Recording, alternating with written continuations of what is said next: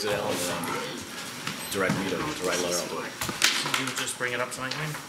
Sure. I'm all over it, no problem. Just need 1 second.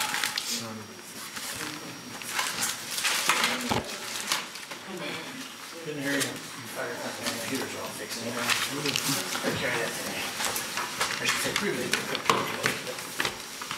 Good evening, everyone. Good evening. This time I'll call to order the regularly scheduled committee meeting for the Village of Midlothian, August 15th, 2018 at 7 p.m. Roll call, please. Trustee Comittee. Here. Trustee Crowley. Trustee Gillis. Here. Trustee Ivan. Here. Trustee Kilby. Here. Trustee Kreis. Here. Mayor LaRue. Here. You have a quorum. Please stand for the Pledge of Allegiance. I pledge allegiance to the flag of the United States of America and to the republic for which it stands, one nation, under God, indivisible, with liberty and justice for all. At this time, I will open the floor to public comment. If you would like to be made a matter of public record, please stand, state your name and address. Seeing as there's no public comment, I will close the floor to public comment and move on to trustee business. Trustee Kreis. Thank you. The first item on the agenda under my business is discussion and possible approval / execution of the National Fish and Wildlife Foundation grant agreement. Everyone was provided a copy of it. The sooner we get this thing executed and back to them, the sooner we can avail ourselves of the $150,440. So I will open this up for questions or comments. I think we were awarded this thing probably 2 years ago, and because of the lack of the audit, it has been hung up waiting for the audit, but we finally got an audit less than 2 years old, so they have provided us with the grant agreement. And this is for the permeable parking lot and other improvements on the village-owned property south of the VFW. I have a bunch of questions. I remember, 5 years ago or so when I first started coming to village board meetings, I remember there was talk of a grant to pave that parking lot. Was this the original grant? I mean, because I remember it was longer than 2 years ago. There are two grants for that. One is this grant, coupled with the Illinois Green Infrastructure Grant. And how much is that one for? Well, that one, I don't have that exact amount. I think the revised agreement now is approximately $50-some thousand. We were awarded that grant, started work, did the engineering, got money from the Department of Natural Resources that paid for the rain garden, and then the state budget was on hold for over 2 years. So that grant actually was dissolved, and we had to start the process all over again. But that was that initial 50,000 I gave. It was more than that. It was, I don't recall the exact amount, but that was it. And now, just so you know, what they've done, I found out about this today. The Illinois EPA over there is asking for infiltration rate of soils in the field using double ring infiltrometer, okay, which they didn't ask for when we had the initial IGID grant. Now they're asking for this, which would mean we would have to now do another geotechnical survey on that property. So it dawned on me today as I was reading all of these emails back and forth from the Scott Tompkins at the IEPA and Jeff Eckergren from Antero, maybe Drew Phillips could help us with the Calumet soil study that they're doing. And sure enough, I got an email back that they think that study will fulfill the requirements of the IEPA, thus saving us money, so we would have to pay for a geotechnical survey. Okay, So, well, okay. if I remember, the geotechnical survey we're doing on that other parking lot is like, what, $1,200 or $1,500? Yeah, and I don't know what it would be, but if we can get it done through I know the- this property is bigger, so the survey may be a little bit more. Well, I guess this is my concern, is I don't, because I was never part of that conversation for the original grant, and then this grant got written, are we to assume that the total dollar amount in box 12 plus box 16 is $321,640? Is that the estimated total of what it's gonna cost to pave that parking lot? No, Well, the reason I bring that up is because box 12 is the award to subrecipients. So the Right. village is getting $150,440. But then it says non-federal match requirement, $171,200. So we're in a situation. no, we've already provided that. We've already provided the match. 10,000 from open lands. Okay, all right. Well, that's what I had asked you earlier, Okay. if you could provide a list for all of us Okay, to take a and look this- at. this 'Cause is what- Sandy and I Okay. this is all new to us. And again, I had to go back because this was from years ago. So what we had to do is we had to come up with a match that again, you always want to have a match greater than the amount you're asking for Okay. because you score higher on a grant application. $10,000 from open lands, $51,900 from the Illinois Green Infrastructure Grant, $1,500 in potential education from the Calumet Stormwater Collaborative, $7,000 in kind from Public Works. How much was Public Works? 7,000. 7,000 in kind? Just a point of order here on this. You have that information and you didn't send it to us? I'm sorry, Carl, I've been dealing with a lot, juggling. So my statement is correct then, is what you're saying? You've had that for a while? I've had this. Okay. I can give everybody a copy. Okay. I can give everybody a Why copy. don't you give us all a copy instead of us talking about it verbosely, line by line, so that way... Well, I don't think we're talking about it verbosely. I would, Well, she's asking you details about every line item that's on... I'm almost 4 done. pages. No, I'm almost done. $800, Midlothian Rain Ready volunteers, and there was $100,000 for the value of the land. That was the in-kind. So that totals the 170 that she's talking about? That totals $171,200. So there's no cost to the village at all, except for that one statement you made earlier? There's no cost. We have money from the Well, I thought you IGA. said there was a new requirement for the grant that's costing us money to do the... The geotech survey. Yeah. It would be a couple thousand dollars. We have So that's $150,400. covered in that dollar? We could potentially tap into that. We would have to probably do a budget amendment at the beginning with the National Fish and Wildlife Foundation. But again, I'm trying to work through it and through the partnership which we have with the Calumet Soils Project, and a number of you, some of you are, we would get it for free. Sounds fantastic. If there's no cost to the village, so it's just an advisory item on the budget then that we would have to put it? Or because we're getting revenue, it would be just a regular budget item, right? I mean, a regular budgeted item. Well, there's money coming in, money going out, so debits and credit would have to be one of those types of budget items. Well, I that we have to put in the think budget, just right? about everything would be covered under the grant.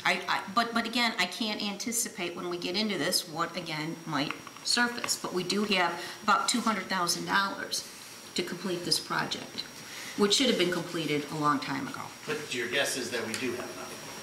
My best judgment right now is yes, we do, but I can't say for certain. I just was wondering why, when we went through the budget process, and we just passed that 4 weeks ago, that never came up as, the in-kind stuff or as a line item in the budget. Or did it? Is it in the budget? What's in the budget? The budget that we just passed? Right, well, we just got this grant agreement. We just got this. We just got this last week. Yeah, but budget is for a forecast of what's going to happen next year. Right? Correct. Okay, so you had no clue at all until what, last Friday or Thursday, that we were going to get this? I have been waiting for 2 years to get this. I have been waiting for 2 years, and I've talked about this. Right, but I'm just saying, it wasn't in the budget, when we were going through the budget. Well, it's all covered by the grant. Everything's covered by the grant. I don't know that any of my things, like, is the RTA, the 980,000 for the RTA access to transit, is that anywhere in the grant? Yeah. And I mean, the budget. Yeah, it should be, yeah. I don't recall seeing it. Can I just say you'll have expenses and then... We submit And then reimbursements. you'll have a line item grant reimbursement to cover those expenses, so. Well, I guess where I'm drawing the analogy from Carl's comments is that, you know, if we're relying on Public Works for a $7,000 in-kind expense, maybe that should have been budgeted, that should have been like a line item under the Public Works budget, under grant work or something like that. And the same with any kind of in-kind work that's going to be done at the parking lot over on Keystone. But my specific to this document and to this discussion, I was just wondering where this other $171,200 of funding was going to come from. So are we for sure getting are we for sure getting $51,900 from the iGig? We already have that. Okay. We've already executed that. They changed it to iGig 1702. We have a brand-new iGig grant agreement that this board approved. It was executed by the mayor, sent to Springfield, came back. When did we sign that? Did I sign that, or was that before me? No, it was probably a month or two ago. It was pretty recent. Okay. Well, you can see the confusion though. Here we're trying to figure out where that 170 is coming from. You have a piece of paper in front of you that you didn't distribute to us, and you're telling us about stuff that we executed in the past that covered that deductible of 170. So it's kind of hard to understand that we don't owe money when we didn't have all that backup documentation. Well, I apologize. I am managing right now a number of grants, and it is becoming exceedingly difficult to keep all these balls in the air, especially when things surface like now they want these infiltration studies. This stuff happens constantly. So since we don't have a staff person here that will manage these grants and write the grants and then manage them, it really is more than a full-time job. It is, especially in between chairing all of these committees. I'm doing the best I can. If it's not good enough, I apologize. Well, if you need a full-time person, we could have budgeted for that, or we can do it now. If you've got like requirements for the person, you might want to have to help you. I'm more than willing to, find money in the budget to get it for you. Well, But what about this on the yeah, this item right here? what's the, What are we gonna do? Why is there? You got more budget? I've read through it, but I haven't been able to read through the whole entire document, so I would prefer to hold off and vote on it next week. That's okay. That's fine, although I don't think there's going to be any opportunity to change this document. No, probably not, just like none of the other ones, Right. except that we still have to read through it and we still have to understand what our obligations are. Because again, there's going to be reporting obligations in here and everything else that someone's going to have to take responsibility for. So since this is a village parking lot, just like the other parking lot, is it going to fall on the shoulders of Public Works to manage? The grant? No, once we build The it, grant, maintenance, well, all of it. Joe knows all about this. We've talked about this parking lot numerous times. For those of you that have been attendees at the Natalie Creek Trail Steering Committee, we went from an asphalt permeable surface to permeable blocks at the recommendation of Cedric Robertson and Klaus Dunkelberg.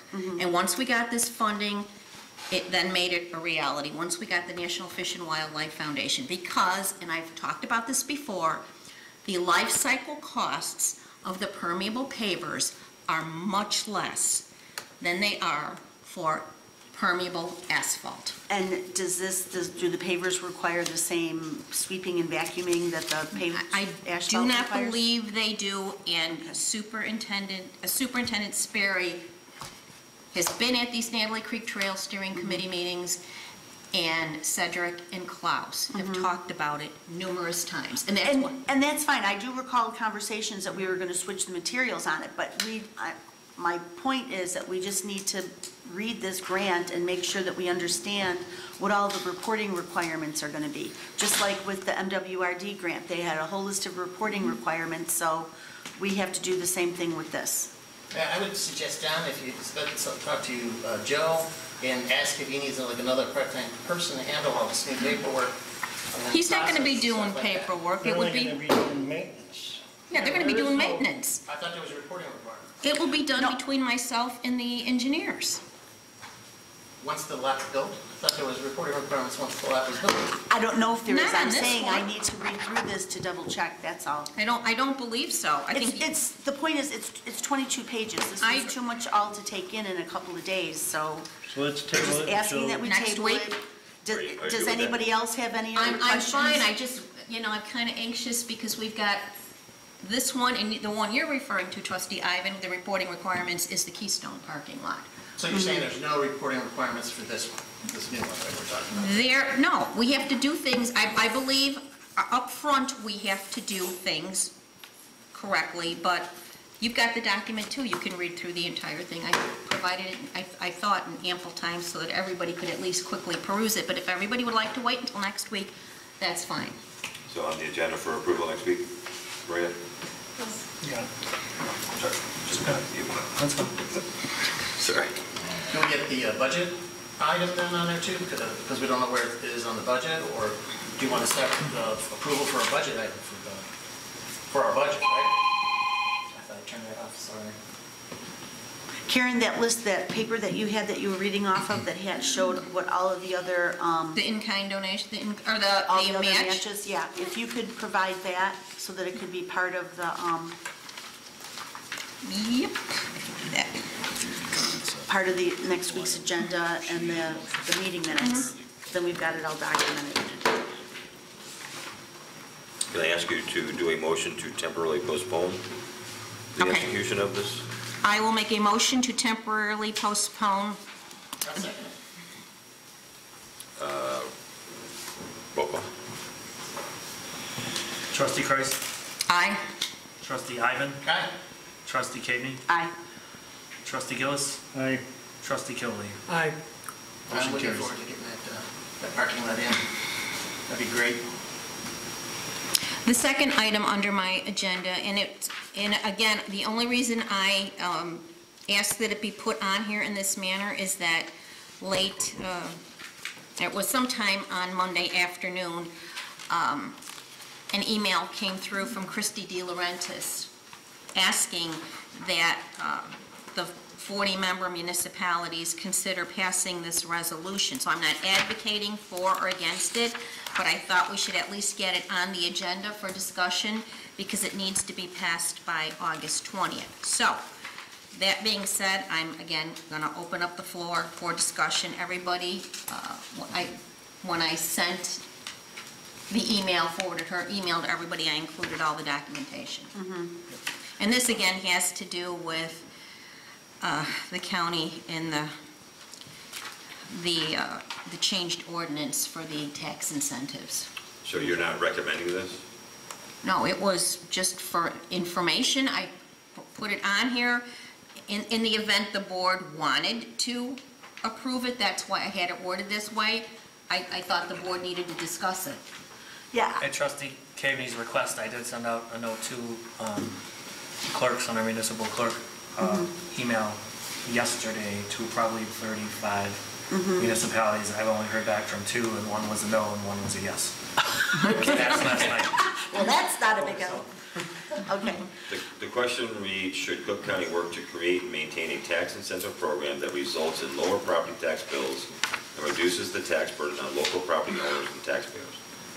That's the question that they would like us to put on the ballot in Midlothian. okay. Sounds kind of meaningless. If you don't mind, I'll go first. The way I read this, it's kind of an innocuous question. Yes, of course, we all would love for the county to work to create and maintain a tax incentive program that results in lower property tax bills and reduces the tax burden on local taxpayers. Who wouldn't want that?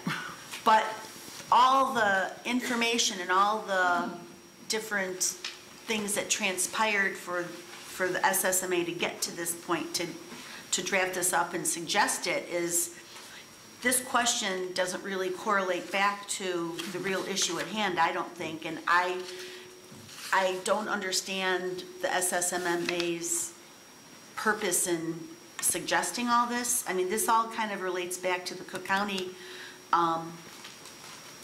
ordinances that they just revised, where they are pushing that everybody in Cook County, all businesses in Cook County should offer sick time to their employees of up to 40 hours a week, or I'm sorry, 40 hours a year. And also raising the minimum wage to $13 an hour by July of 2020. So Well, I think. I don't know how that translates to this question. That doesn't, that's a separate issue. So from all of See, the. but hold on a second, but that's the whole confusion with this, because SSMMA asked all municipalities to consider this ballot question, but then she included this other documentation in the form of an email from Cook County Commissioner Sean Morrison from Orland Park, and then also included this other document that was a, like an article? It's an article from Slowick. Yeah, explaining the rule of three and some lawsuit by State Rep Jones from Cal City against the mayor there. I think So- she just provided that for extra information. If I could just kind of, because I've been. And that's real- true, but it didn't clarify to me. All right. And just from all of the time that I've spent at SSMMA, and again, we talked about this last week at the Enterprise Zone meeting, and Misha Holmes was there from Cook County. I think this is all, that ballot, the advisory proposition is related to the ordinance which goes into effect, the revised ordinance, September 1st, where For the the Class 8. incentives for the Class 8s, the 6Bs, the 7s, everything changes, okay? Everything changes. And I know that SSMMA has been working nonstop, trying to come to some compromise with Cook County, with the commissioners. And they've had meetings, and they've had tours, and they've had a number of mayors advocating on this, taking leadership positions, like Mayor Ostenberg. But they've gotten nowhere. They've gotten nowhere, and September 1st is right around the corner. So this ordinance is going to go into effect. And for the 5 townships, which includes Bremen Township, I mean, it's going to be tough. It's going to be tough because if you get a Class 8, you're going to have to pay prevailing wage, and you're going to have to, be part of that whole apprentice program. And then the municipalities are going to have to do all this additional paperwork. Like, we need one more thing to do. So I think that's what's driving the question. But the Right, question except doesn't that do this anything. question, Yeah. but the problem is, and I agree with you, Karen, I'm not in favor of the Cook County Board passing that ordinance to make all those changes either. Well, they did it. I know, but what I'm saying is, I'm agreeing with your assessment on that, but I don't see how the Village of Midlothian putting this very vague, innocuous question on our ballot for November is going to help clear up the matter, or how this will be able to give any more or new information to the Cook County Commissioners to change their mind. Because they're going to say, we do have a tax incentive program that results Right. in lower property tax bills and reduces the tax. That, I guess my question Yeah. is, and I put in an email to you, and you, should the Village of Midlothian spend taxpayer monies to put that question on the ballot? And again, I think Christie and the folks at SSMMA are dealing with this. They're like grasping for straws now, because they've tried everything, nothing's worked. You cannot reason with these commissioners. And this is probably a last-ditch effort to get something done. And I don't know that this would even work. So, if we had more time to even talk about it, but I just thought we needed to at least talk, we have to talk about it. Right, exactly. Exactly. So, I mean, you were right to bring it to us so that we could have the discussion, but I just don't see how adding this question to the ballot is going to solve the problem or even start a new conversation with the Cook County Commissioners. Nothing's going to really solve the problem, but I think, this expresses support for a working tax incentive program. And what Cook County has passed is going to decimate the tax incentive program. So if people do vote in favor of the property tax incentives, I think this does provide some support, not as much as we want, but does provide some support for SSMMA and other people to say to Cook County, the people would like to have this property, a working property tax incentive. What you've done is basically gut the incentive for, especially for what we use mostly as Class 8, and made it non-functioning. And so isn't there another way of making this work? I think the people should have the opportunity to hear this issue. Another thing that's a good opportunity for the people should have an opportunity to hear what this issue is about and to be able to express to their commissioner their support for this and vote, and also maybe in emails and calls to the commissioner when they find out what they have done. Well, perhaps should we change the question?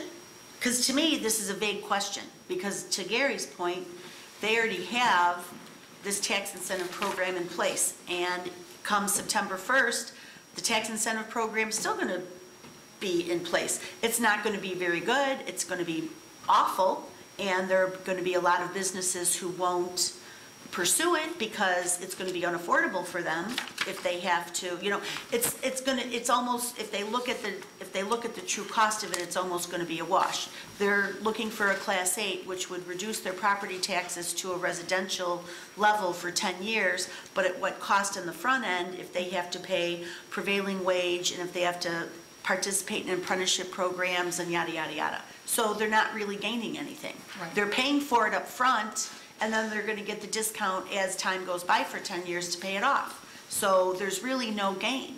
It's really not a tax incentive. And there you are. It's not a functioning tax incentive. That's what this question says. Okay. We want a functioning tax incentive. That's what, to me, that's what that Then says. perhaps maybe this question needs to be revised a little bit then.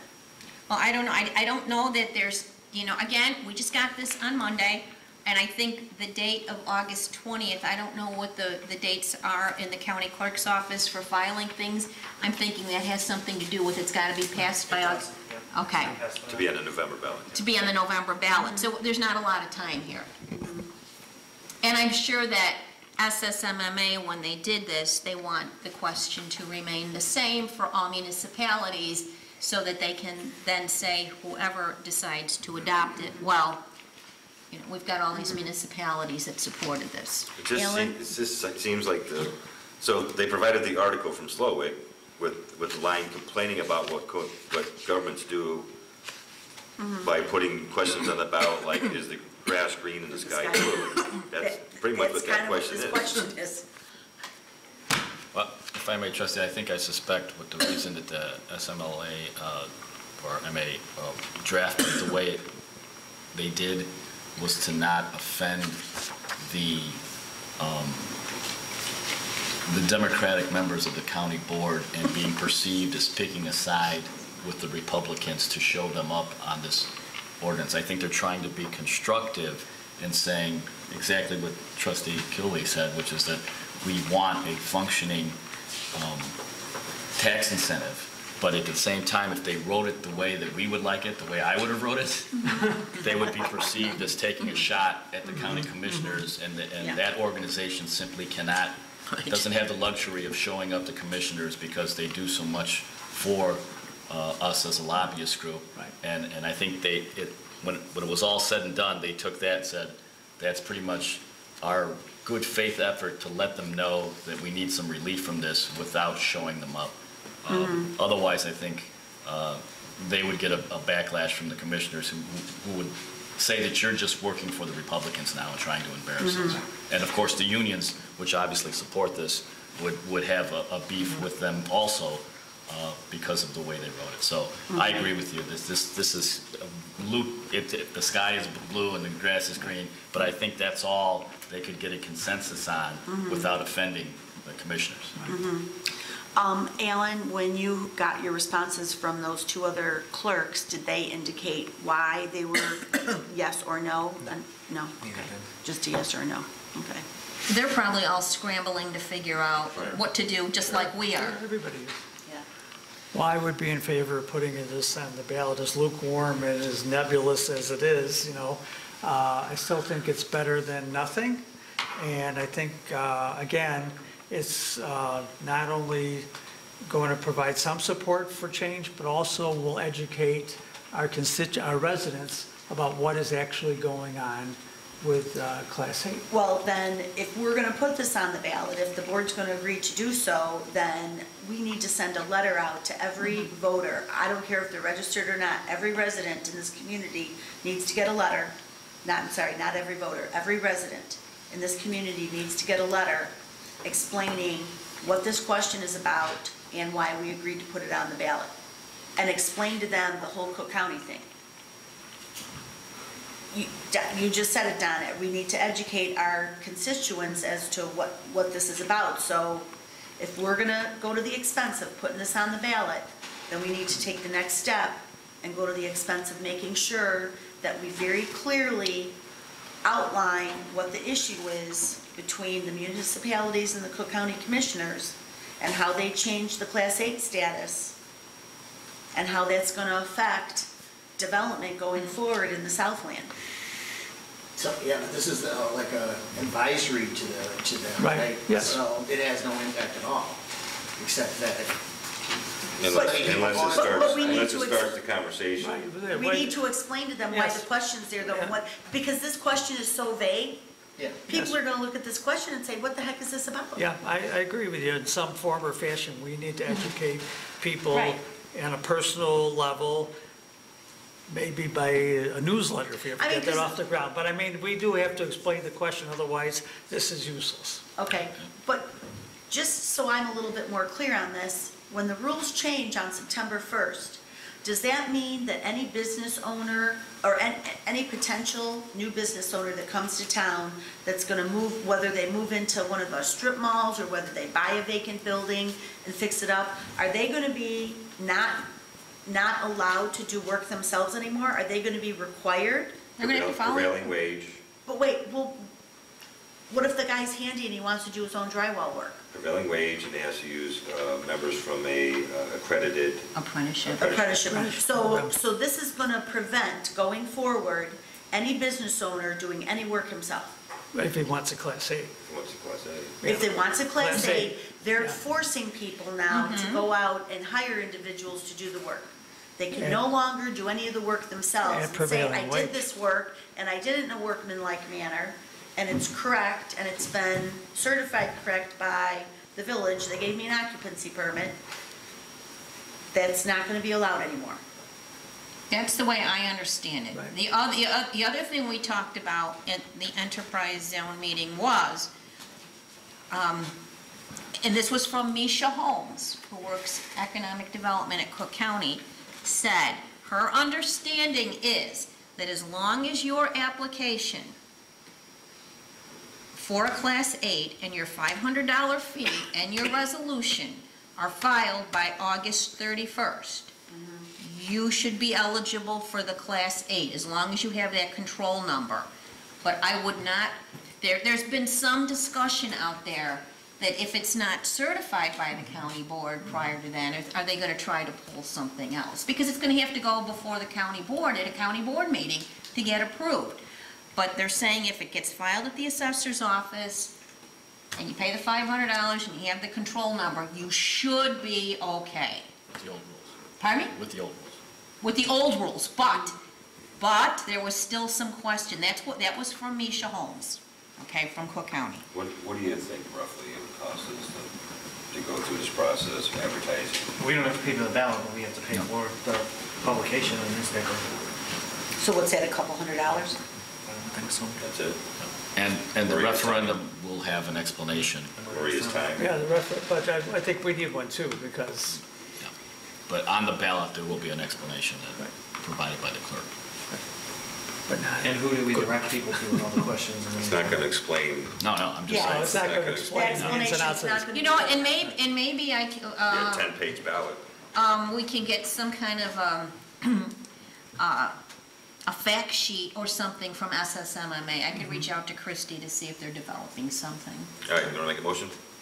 I'll make a motion to approve the submission of advisory, of resolution number, whatever this is, I'm sorry. There are a couple of typos in this, so someone's going to have to go over it with the fine-tooth comb and fix it. There's a few grammar things in here Okay. that I noticed that I couldn't fix on my telephone. Make sure we copied it right from the time. So initiating the submission of advisory public question to the voters at November 6, 2018 election. I'll second it. Any more discussion? Roll call. Trustee Killy. Aye. Trustee Ivan. Aye. Trustee Kami. Aye. Trustee Gillis. Aye. Trustee Kreis. Aye. Motion carries. Okay. The next item under my, on the agenda is a discussion of the compensation policy that was adopted in March 2015. And last week, I had received, and I wasn't sure why at the time, copies of pay increases for certain employees that were not board approved. And so it kind of threw up a red flag because it was in direct conflict with our compensation policy. So I just thought it should be put on the agenda. I don't know if anybody else has any information that they'd like to weigh in on, but the policy states all salary increases, and I'm not disputing that these increases aren't, the employees deserve the increases, that's not what this is about. It's that we're not, I don't know what happened, I don't know where the breakdown is or was, that this occurred without board approval, because we've always gone into executive session, we discuss this, even if they're in the budget, we still discuss it, and they are formally approved at a board meeting.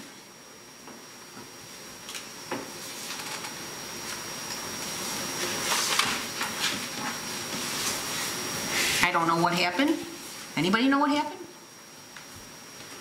Well, I can say that I received the two documents, or the document you're referring to. I probably should have investigated it a little further, and it's no excuse, but missing the meeting before that, I thought it was documents waiting for my signature. I didn't investigate, I should have, so I do apologize for that, but outside of that, I tend to agree with you. I think we did drop the ball on it because I thought that may have been discussed prior to me getting the documents, which I don't believe happened. I did ask Treasurer Britton, I think I was included in one of the early emails as to why that was even how that made its way into your email. And it was scanned to the wrong person, but it gave me an opportunity to ask how it could have happened. So I do think we need to get a copy of the policy to Treasurer Britton, or another copy. Well, I know she has. I think I gave her a copy, and it wasn't by email, but this I know those probably forms last are on year. her checklist to be sure that they're signed before she processes them, but I Right. think she also needs to make sure they're in the minutes, or she's confirmed with Maria or myself that it was approved in a meeting if she wasn't here for it. Okay, but I know I had given her that maybe a year and a half ago. The assumption is that when the form is completed and signed appropriately, that it's a go. So But that's not in the policy, and we, within the form will probably need to be updated then. Whoever, how we put that form together. And who would be would the clerk to sign off on it as well, or to verify that it's in the meeting Confirm that it minutes? was approved in a meeting? Yeah. Yeah, that's a good idea. that's probably a good idea. Yeah. All right, so we'll have to update the form then. And add that line item that the clerk will Okay. verify that it was reviewed. And that they come before the board for approval. That would Can close. we, Or maybe we actually put the date there too on the form, Well- not just the yes or no. I think So that if we have to go back, or Yeah. someone wants to go I'm back. gonna Put the date- discuss put the date of the exact meeting? details. Yeah, the Okay. date was approved. can we add it to next week's agenda then, to have executive session to discuss the raises then and approve raises? Well, it's a twofold question because that's probably what we should do, but the other part of it is that the individuals have received their raises already. Without board approval. Correct. But But what about the rest of the Yeah. employees who need to get raises? Well, Those I have get- to be approved, so that's why Correct. I'm suggesting, can we add it to the next week's agenda I- to have executive session to discuss that and get those I approved? guess that the point I would make is that all of the evaluations need to be done, and because the raises are based on the evaluation, so that would be key. I think what the board would like to do is, globally, is we would always approve all of the raises at one time, because then we're not perceived to be showing any type of favoritism, and that just seems to be fair. So I'm not sure in the evaluation process where we are. We 100%, has every evaluation been completed? I have no idea. Yeah, ours not 100, the building department not 100%, but we're going to be finishing them up hopefully next week. How about department heads? Everyone except for Treasurer Britton.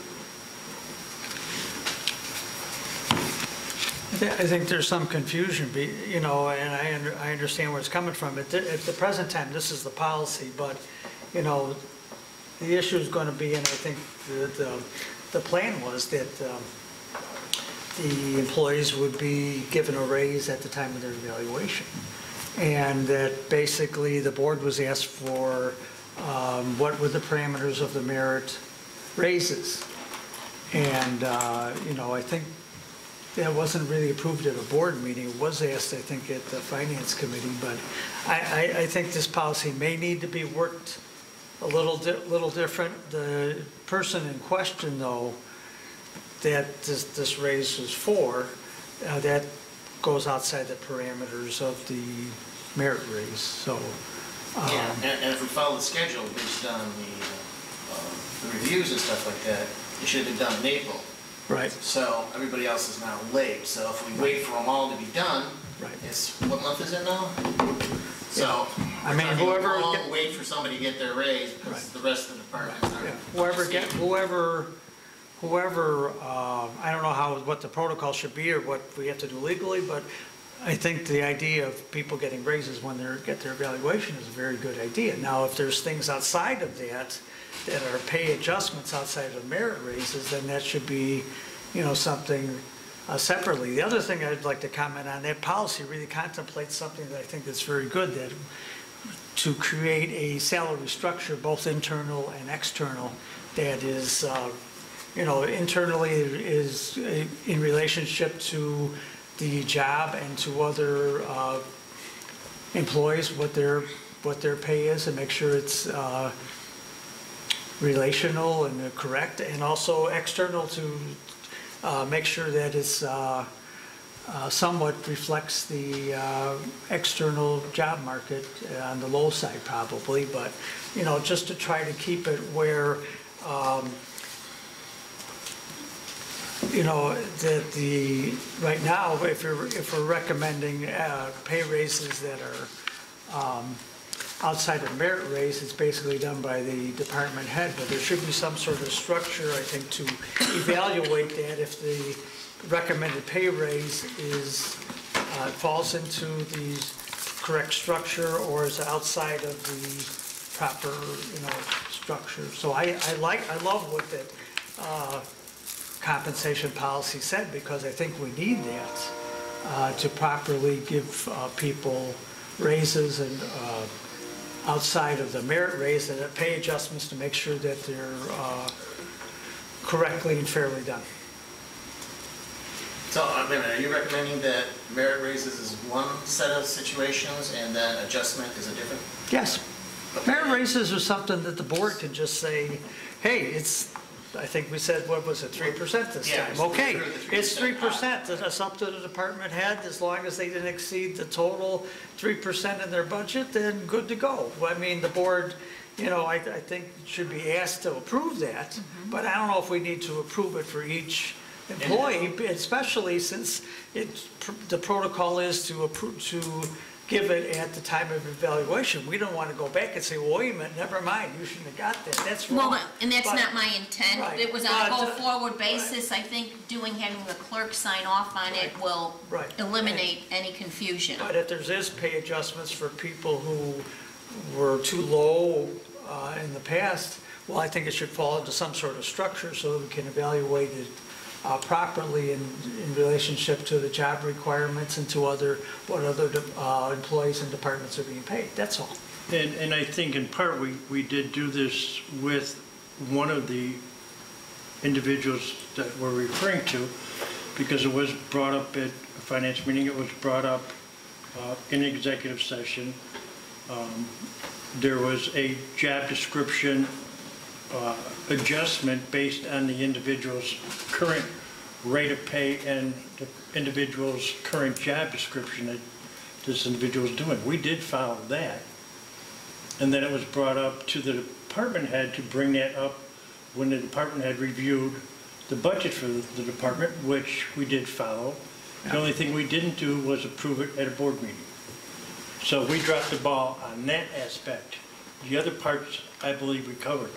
I don't know if we discussed it exactly specific. Yes, Wade? we did. We brought in comparables. We brought in the job description that the individual was doing. Right. Remember that. And the department head sat in on the executive session, and then the department head was advised to place it in the budget. And when the finance committee reviewed it, or the treasurer reviewed the budget to bring that decision up at that point, and it would be placed in the budget. The only thing we didn't do was approve it at board meeting. Well, the adjustment part only, the merit part wouldn't need.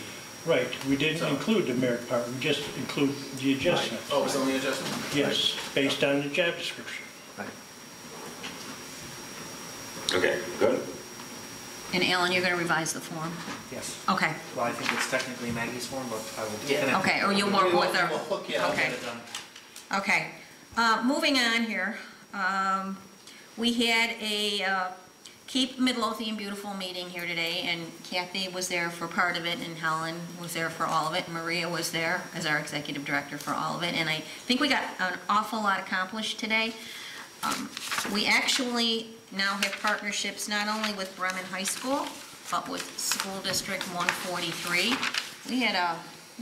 We had a good crowd again today, and a number of the business owners. We had very few people who did not show up. And we talked about our strategy going forward, and we've identified 2 locations or 2 areas that we're going to start with. I'm going to draft a letter, and we are going to, keeping with the Keep America Beautiful theme, start on a positive note, because we really want to keep all of this very positive. And we're going to see how this works. But I think we've got, I think we have a good group. Would you agree, Helen? Enthusiastic. We actually have a volunteer who's done an incredible amount of work the last 2 weeks in the village. And what we have developed, thanks Maria, is this volunteer form. So if anybody would like one of these forms, in order for us to maintain our affiliate status, all hours must be captured. And Marie reports those on the dashboard. And we're going to collect these forms every month. So if anybody here, you don't need to, it doesn't have to be anything that we particularly sanction. If you want to start your own little project and get your own 3 or 4 people out to clean up an area, have at it. I will be happy to give you these forms. We talked about that today. We talked about some of the students doing that. Everybody took a lot of forms. I would encourage you, if you've got an hour and you want to get a group together, we have a lot of areas in town that need to be cleaned up. So we do have the forms. We also talked about how we're going to recognize certain volunteers.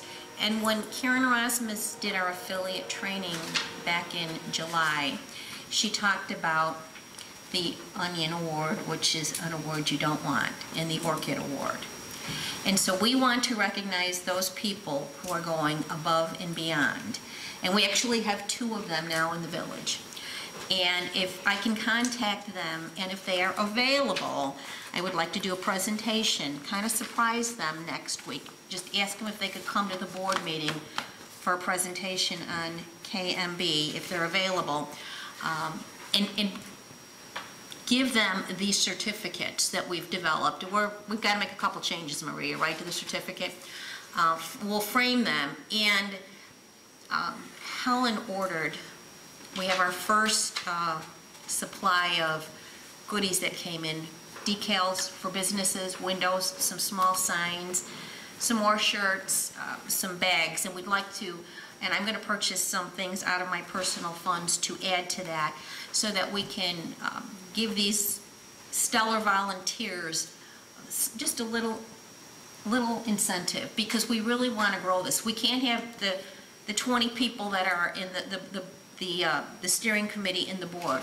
We really need hundreds of people to make this a success, and I think we can get there. So if I can contact them, we may have a couple presentations at the beginning of next week's meeting. But again, I want to thank everybody. We've got a lot of work ahead of us, and thank you, Maria. It's just, and Helen, I don't know what we'd do without you. And Chris, because we have been doing a lot of work behind the scenes since we last met a month ago. But we've started. You know, we're going to see what works, and we're probably going to have to make adjustments as we go along. But I thought it was a good meeting. And at the next chamber meeting, I'm going to do a presentation with Helen about Keep Midlothian Beautiful. Can I have some of the forms? Absolutely. You can just Xerox them. That's okay. That's fine. They can run it. So again, a lot of behind the scenes work going on as we try to roll this out. And again, big part of this is going to be education and awareness. Okay. What else do I have? I received a call from one of the realtors who handled the property at 147th and Kedzie, where the houses were demoed, and I had met with them last year. They were representing the bank. And he called me early this week because he has an end user potentially interested in the old public aid building, and I explained to him that that is being pursued via the abandonment process with the South Suburban Land Bank and Development Authority. And he asked me, would I contemplate this end user? And I said to him, well, it's not me, it's the village board. So this is the end user that he has for that property. A rental parking lot for tractor and trailers for fleet equipment. They would pay to park their vehicles there. And so I have my own opinion, what I feel is best use for that property, but I told him I would at least bring it up to the board to gauge interest. And again, we don't even, the land bank has not acquired the judicial deed of that property. They just started the process, which takes at least 18 months. But I'd like the board to weigh in on that. So the end user wants to create that into a surface parking lot whereby truckers could come and park their cabs, or are they going to be parking for, like, the trailers? I believe, you know what, I didn't get into that with him. He said tractors and trailers. Probably something along the lines what Posen has on the other side of 57. A large gravel area fenced in with trucks and trailers. Okay, well, the property would go back on the tax roll, so we would gain property tax revenue from Still it, be but... vacant, be vacant property. Huh? Be vacant property. Unless they're going to put, Wouldn't he have an office? Would he still keep the building there and No, make it you into an talked office? about the building would probably be demoed. And he would have no building there at all? No office? Don't know. And there would be no sales tax? No, and that's what I revenue, told right? him. I mean, I told him at first blush, I did not think that was the best use of that property. While it would generate property taxes, it would not generate any sales tax. It would not obviously create jobs, which is big, or, about job creation. And I would always like to see retail development. So that's my opinion, but again, I'm only one voice, and that's what I told him. Do we know what's happening with the two properties that are just north of there? I know that, I think one of those buildings was slated to be down. They're down. They're down. They're down. Completely. They're down. Do we have any idea if the owners of those buildings, have they come to you with any? Well, he has represented the bank on that, but his end user is interested in the public aid lot because it's much larger. Didn't a developer purchase the homes that were demoed?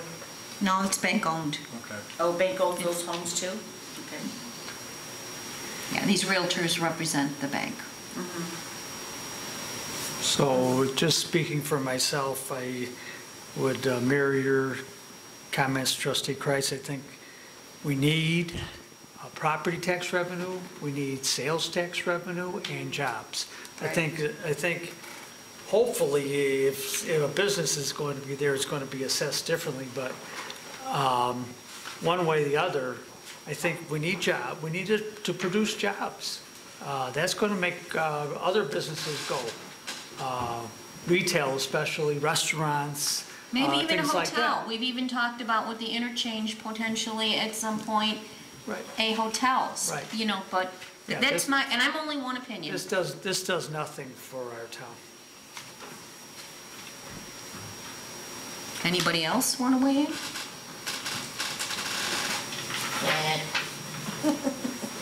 Okay. Anything else? Well, I think maybe Jerry and Carl, do you guys agree?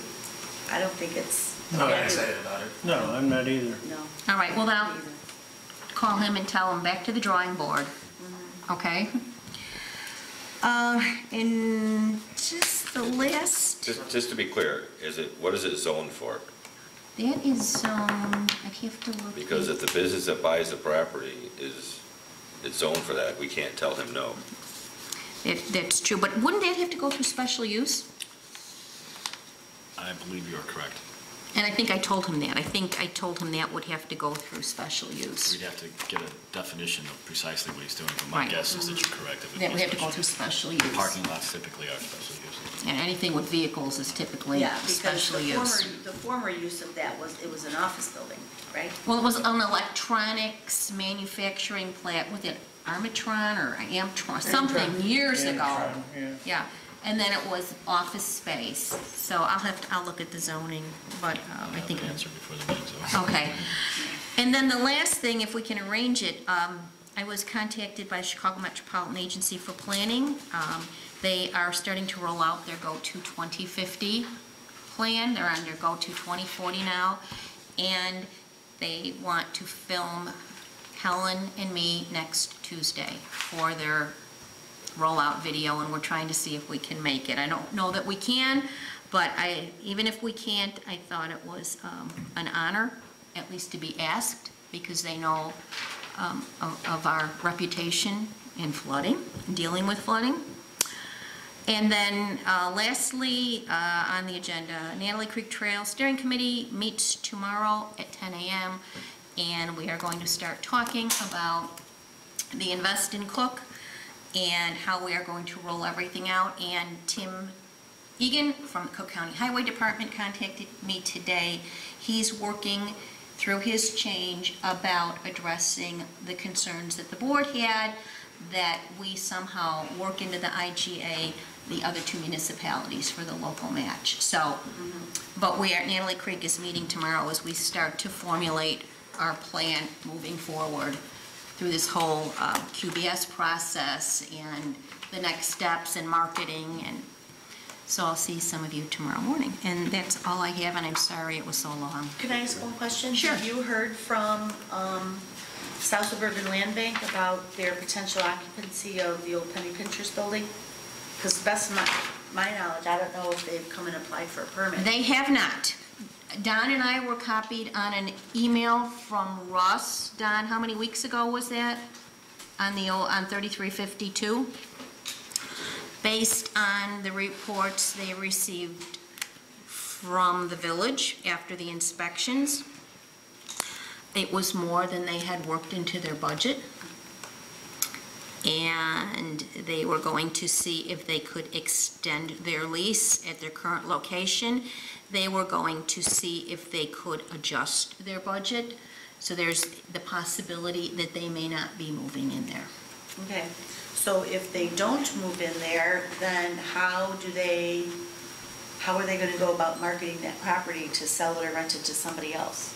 They have, they work through real estate agents, but, somebody's going to have some deep pockets, I think. And I think the land bank is probably going to take another look at acquiring some of these properties if they think it's going to be cost prohibitive for redevelopment. And I have reached out to Russ, saying, is there anything we can do to help you? I've sent a couple of emails and I haven't heard back, which is not unusual, right, Don? Yeah, absolutely. Sometimes it takes 2-3 weeks before you hear back from Russ.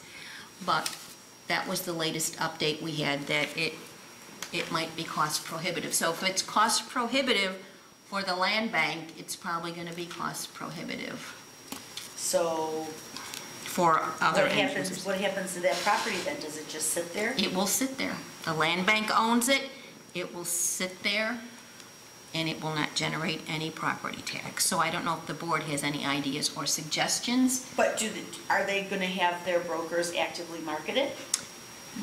Russ has told me that he works with the brokers. Again, very small staff, he does the best he can. I had asked him if they had any kind of marketing sheets that they could share with us. I asked him that months ago, and they have not provided me with anything. But when you've got 2.5 staff people doing everything, it's... Right, but if he's hired, I guess my point is, if the land bank has now hired an outside brokerage company to take care of the property management and to market it, then the real estate... They're not, company they're should do not, that work. they haven't hired anybody to market it. They just said they work through the real estate brokers. do? I'm They have asking you- some I'm brokers- asking you if those brokers have been tasked with marketing I don't it. know. I don't know. I've asked Russ. He is, Don, would you say he is stretched beyond the limit? Oh, absolutely, absolutely. But I think the incubator idea that they're talking about, I think that would be a good property for that. Because it would give some incubator funding. It would give some seed money. What incubator idea? The incubator idea is basically that, correct me if I'm wrong here, but basically the idea is that they don't buy the property, they are sort of renting it with an option to buy after a certain amount of time. And it hasn't been rolled, no other property has been, no other property has been done this way so far. It's an idea from the land bank, but So they they, would rent this property out with the option to buy. essentially, it's more than that. It's more than that, and actually Brent Denzen from Ansel Glink was developing this, and he said it stood up in certain court decisions in other areas, but they're still trying to refine it, and we don't have all the details. Right, a land bank hasn't approved it yet. The land bank has. So that's, we are where we are. So I've asked before, and I don't know, can I be copied on these emails that you keep talking about? And I would love to share with the board all this information that you're throwing out, and we wouldn't have to be sitting here asking these questions about the incubator. Well, the incubator, there were no emails. It was discussed at the land bank meetings. So anyways, But I mean, for the property, Are sure, there why meeting not? minutes Yeah. that they create from the land bank meetings? I'm sure there is. I've asked before to be copied on the emails, and I have yet to be copied, so, Okay, I'll take care of that. thank you. Anything else? No. Trustee Ivan? Thank you, Mayor. I have some good news. We do have a new employee starting on Monday for the special projects one, and the other one that we made an offer to rejected us. So we got 1 out of 2 so far. We are looking now for our second person that we interviewed as a possibility to fill that spot. The other news was in roughly 3 weeks, the doors should be fixed and changed. That is the new current project date. And the best news of all, Comcast has finally moved me up the training schedule to be able to do video recording and use their uploads up to their video channel. Upload's only taken about 3 years to finally get my name close up on the list in the next month or so. The bad part is I'll probably push it out to the technology committee and have one of them attend the class to learn how to take our videos and put it out onto the public channel. The TV, I want it to be code set first before I really fire it up, but I will have it for you next week. Other than that would be Trustee Gillis. Can I ask a quick question with regards to Comcast? Did we ever figure out why our Comcast service here in the Village Hall was so horrible last week? It's Like, always horrible. That's what we- Two days in a row it went out. That's always Everybody was supposed to be AT&T. sitting around twiddling their thumbs for at least an hour because, It's because we don't have the fiber optic connection, we just have the regular analog connection, so and are we getting fiber optic soon? yes, as long as, well, there's some issues with AT&T that we're still working through. And what are those That issues? usually takes anywhere from 6 weeks to 6 months for them to get back to us on that. But as soon as we get the fiber optic thing, you'll have that 99.9% uprate, which we currently do not have. Comcast had a series of big outages the last 2 weeks. One time where it was out for almost 3 hours, I believe, during business hours, which impacted mostly the village, I think, at that point in time. The whole village? Yeah. Okay. So. And on the fire department, IT issues have been all resolved as well. You just blew it. I was going to say, that was the best thing. Yes, I'm sorry. You stole his thunder. Yes, the firehouse Oh, it was his software is thunder. He working took care and of the it. printer's all hooked up. Trustee Gillis. So I can scratch that off my list. So thank you for getting it done. The only thing I have is for next week, I will be asking the board approval for firefighter Ramirez to enroll in the Southern Illinois University Public Safety Management Bachelor's Program. He's going to be taking 12 credit hours. He's been in this program for a while. We've approved previous spendings. This is for the fall classes, an amount of $3,855. He has requirements to basically achieve before that can be paid in the fullest amount based on his grades, but all his classes are within the parameters of the program and within the parameters of the tuition reimbursement. So I'll be asking approval to let him enroll in that How program much? for 12 hours. How much? $3,855. Just a question here. Now, in this case, I'm thinking it's already budgeted for and everything, and we've approved his budget to go forward with. I don't think that we need to do another board approval to say, spend that money, because it would be really sad if we said no. Is this training or is it tuition reimbursement? Tuition reimbursement. So it has to be approved by the board. Yeah. Tuition reimbursement. Yes. Okay. Yes. And that's all I have. Thank you, sir. Trustee Cavaney. Thank you, Mayor. First, I want to let everybody know that the demo permit for Midwest has been issued, and we are hoping, Could you repeat that, please? Louder? the demo permit for Midwest has been issued. And they're hoping to commence tomorrow or Friday. And Gwen Walton, our building clerk, has been in touch with the salon next door to give them a heads up. I had questioned whether or not that they should be closed for a half a day or something while all this is going on. Gwen had asked that question of the demo contractor, and he indicated that that probably wouldn't be necessary, but Gwen did, give them a heads up that this was coming down in case, loud noises, booms, I whatever. don't think they're open during the day. So, Only at night? yeah. So anyways, I just wanted to let you all know that that has finally come through. So we're all very excited about that. Can I ask a question? Just the integrity of the building, knowing that, I would also like to get the fire chief's opinion on it, just for a safety standpoint. Fire chief's opinion whether or not the business should be closed? Yes. Okay, well, we'll have to do it like ASAP or first thing in the morning, because they're supposed to start Well, you can get the duty officer's opinion too, because they're the ones that would be responding. I think there should be some stabilization of that wall. That's probably a load-bearing wall, but once everything is removed from that, that's going to weaken that wall, especially seeing that half of it is gone already. And I don't think we should rely on a demo company to put a safety issue at hand, in their hands. I think we should, as a village, be more diligent to let our department heads look into that, because I would think, I've never heard of anybody demoing a building and letting somebody stay open where the wall that's connected to the demo is coming down. I don't think that wall is coming down. No, but I'm saying the walls that are, These two The walls are perpendicular attached to wall. it. yes. Okay, I know that, the horse is out of the barn on this already, but should we have contemplated this sooner and made sure that we had the fire department weigh in on their permit application and? I'm not asking for the permit.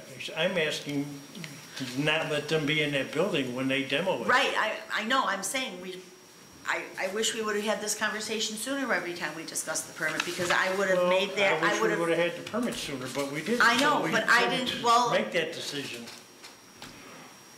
All Okay, I'm if saying they're- is, let whoever's on duty tomorrow make that decision. I think Okay. they're all Okay. qualified to do so, but I'm Okay. saying, as an individual who worked in that field, I would not allow that person to be in that business while Okay. a building's coming down, absolutely not. Right, and I don't want that's to. why I had asked Gwen the question, Yeah, so, well, I don't Okay. think that person's qualified. I Right. don't think the demo company's qualified, because they demo buildings. They don't say you can stay here while we demo. That's Okay. just not acceptable, Okay. at least in my opinion. Yeah, it takes this one mistake where that plow's going the wrong way. right, rather oh, I agree. Err on the side I of don't caution on disagree. this one. Okay. Anyways, the demo permit's been issued. Included in your board packet is the resolution for the Class 8 for Cook County. This is the document that was included in your packet last week. Attorney Valadez will make sure that the information highlighted in the fourth whereas will be filled in prior to the mayor executing I this think document. we got that before the meeting. Oh, we did? Okay, very good. So the document is completed, and so I make a motion that the board approve the resolution for the Class 8 assessment status for the real estate parcels located at 3640, 3642, 3646 West 147th Street in Midlothian for the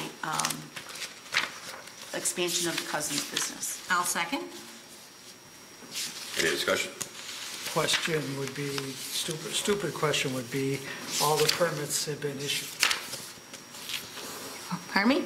All the permits have been issued? He's I mean, going to have the- Have been he's- applied for, I'm sorry. No, Yes, he's he's going gonna apply to, for it. my understanding is when he comes in to pick up the resolution tomorrow, he's going to apply for his permits simultaneously. Well, that's not the way this is supposed to run.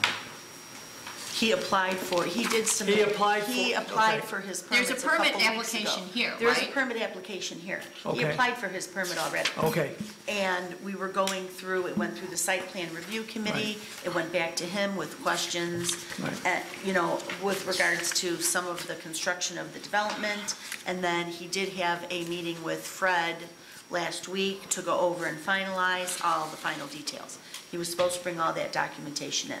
So, okay. But that does meet the requirements of the RDA then?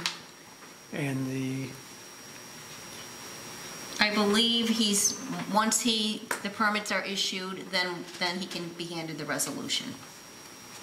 so we're not going to give him the resolution until, I mean, the resolution's passed, whether we give it to him or not. I'm just trying to figure out whether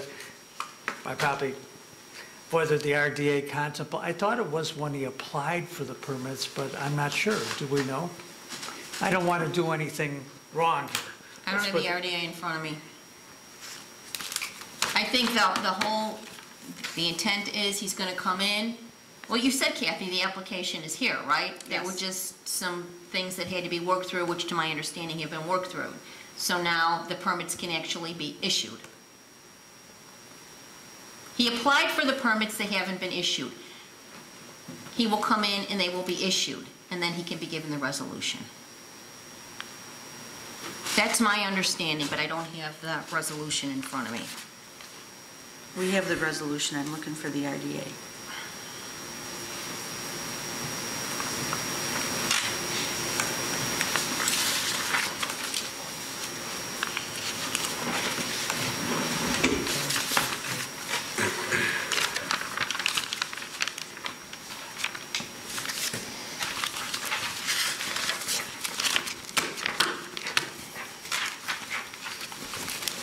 You looking for it on your phone? In my email.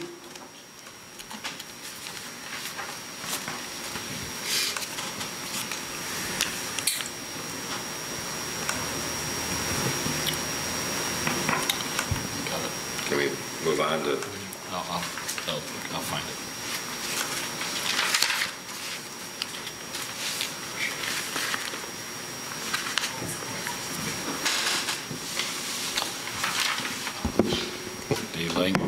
The language with regard to the resolution reads, "The parties agrees and recognize how the village makes no representations regarding the county's determination of whether subject property will qualify for classification as Class A property or whether Cook County will actually grant said classification to the developer.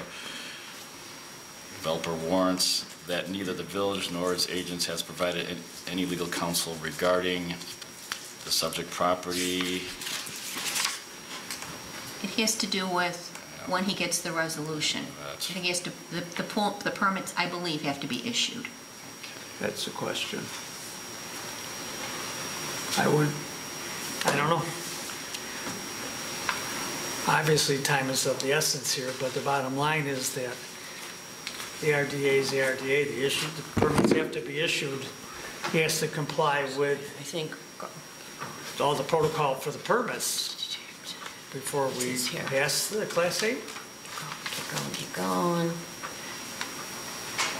Developer shall submit a copy of the proposed resolution in support of his application for Cook County Class 8 assessment classification no later than 15 days prior to the resolution passage as for the purposes set forth in sections, paragraph 3. 3A, so here, There it is. Within 45 days, developer receiving construction permits from the village in substantial compliance with the site plan, the village will pass A a resolution resolution, so- approving a Class 8. We don't have the permits aren't issued. they will be tomorrow. They will be, then he gets the resolution. I mean, Don, again, we could not, because of this crunch, I mean, this whole thing is, we're not gonna have a development. Gwen knows, she told me, he's gotta come in and he's got some hefty permit fees to pay, and that's why I said make sure he applies for the Cal-Sag Enterprise Zone status, which would give him some relief on that. So, he's gotta come in, give her the check so she can issue the permits. That's the only outstanding issue, the money. As far as I know, yes. I If he spoke has to a permit Fred. application on file, that should be good enough. Oh, that's- So he doesn't get to sign resolution until you The pay for lang- permits. Right, The right. language in the RDA only requires that the village issue the resolution within 45 days of the permit. It does not prohibit or From doing it before. from doing it before. Correct. So we're good then, right? Legalese. I would say yes. We can go ahead and we can approve the resolution. The mayor can execute it. We hold on to it until such time as he comes in and he delivers his permit application fee, and we could deliver him the permit and the resolution at the same time. And then he can take it downtown. You comfortable with that, Don?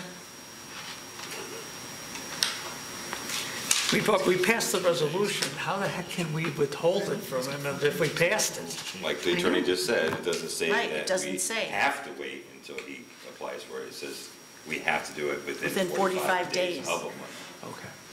Because the attorney just said he's only got, 14 days left. Okay, all right. All right, there's Okay, a hold on, motion. hold on, just to give you all a sense of relief. This just in from my building clerk, finalized yes, not sure if he picked it up yet. So, it's been approved and signed off on by the building department. He has to come and pick it up. Problem solved. We hope. Okay, so again, I make a motion that we approve the resolution for the Class 8 assessment status for the real estate parcels located at 3640, 42, and 46 West 147th Street in Midlothian, Illinois, for the expansion of the Cousins business. And I will second. Is there any more discussion? Roll call, please. Trustee Cagney. Aye. Trustee Gillis. Aye. Trustee Kreis. Aye. Trustee Ivan. Aye. Trustee Killing. Aye. Motion carries. Thank you. Ring Ready Community Garden ongoing maintenance. I sent you all an email last week advising you that Julia Plum has left the OIA/Highbridge organization. However, she is staying on as a contractor and will complete this season, and they will complete the contract that they have in place with the village. Julia will be coming like in the evenings and on the weekends with whatever staff is still available at OAI to finish doing the work.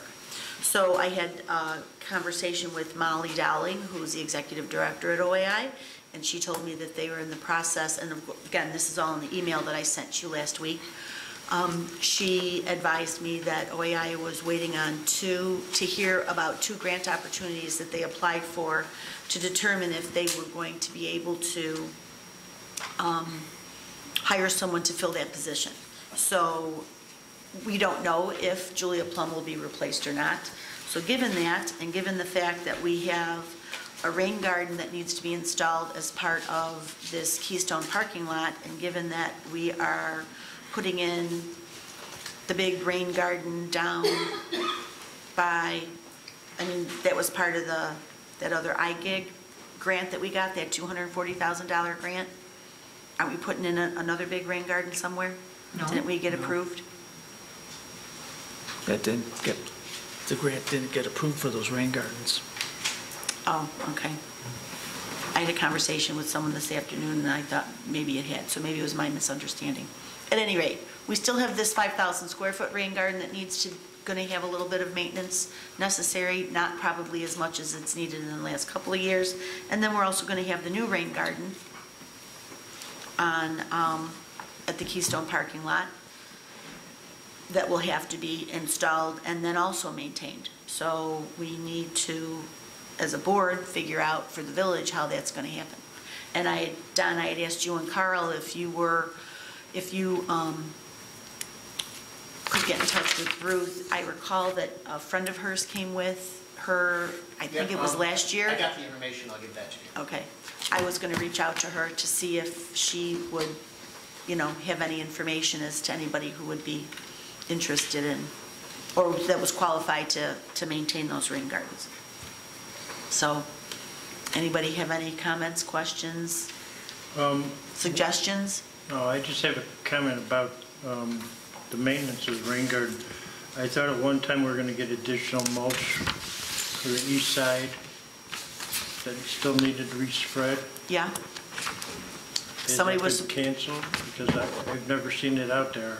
You volunteered to do it. You volunteered to do it, so my understanding was that you were gonna, we were gonna get free mulch from down the street, and Joe was gonna go pick it up. Okay, well, I'm still volunteering to do it, but the mulch Okay. hasn't been there, so I don't know if Joe just forgot. I Well, just no. want to make sure it was still on the radar We'll, to put mulch. I can in. help you, we can coordinate a day and ask Joe to have somebody go pick it up, and you and I can, Yeah, I take mean, care I of it. can handle it myself too, but Okay. it's not a big deal. okay, well, we'll just have to coordinate with Joe to get the mulch delivered. So you're going to take care of the coordination with Joe? Of the mulch, yeah, for the east side, sure. Okay. So we just have to figure out going forward if, I just want to let everybody know that OAI and Highbridge may no longer be an available vendor to us to take care of our rain gardens any longer. So we're going to have to figure out a new Plan A and also a Plan B.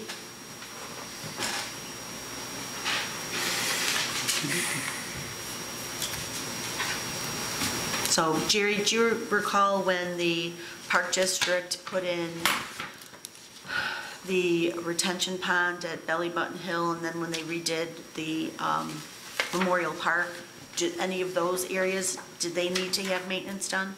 Do you know who the Park District would have hired to do that? We had a architecture design help us, and then I trained our guys to take care of the bioswales.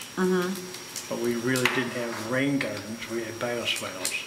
Okay, but I mean, any of the plantings that were done in there, those Yeah, didn't need to be maintained for a couple of years? We and did the planting, and then we had to wait a couple of years before we started Pulling weeds thinning and things stuff. out. Yes, But the Park District employees did that themselves? yes. Okay. Would they like to do ours? No.